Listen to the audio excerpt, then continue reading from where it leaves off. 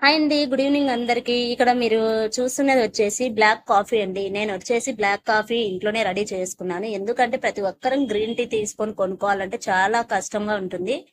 చాలా మంది tea coffee లేని ఉండలేరు. కానీ పాల వల్ల ఎక్కువ ఫ్యాట్ వచ్చి వెయిట్ గెయిన్ అయ్యే ఛాన్సెస్ ఉంటాయి. సో ఇదంతా పక్కన పెట్టేసి ఎవరైతే వెయిట్ లాస్ అవ్వాలనుకుంటున్నారో, ఓవర్ బెల్లీ ఫ్యాట్ అనేది ఉండి ఇబ్బంది పడుతున్నారో వారంతా ఇంట్లో ఉండే వాటితోనే సింపుల్ గా కాఫీ లేదా టీ పౌడర్ తీసుకొని వాటర్ ను బాగా బాయిల్ చేసి 5 to 10 minutes వరకు ఈ టీ పౌడర్ లేదా కాఫీ పౌడర్ అయితే బాగా ఉడికించేసేయండి. నేను వచ్చేసి కాఫీ పౌడర్ అయితే తీసుకున్నానండి. టేస్ట్ కోసం నేనైతే షుగర్ అయితే యాడ్ చేసుకున్నాను.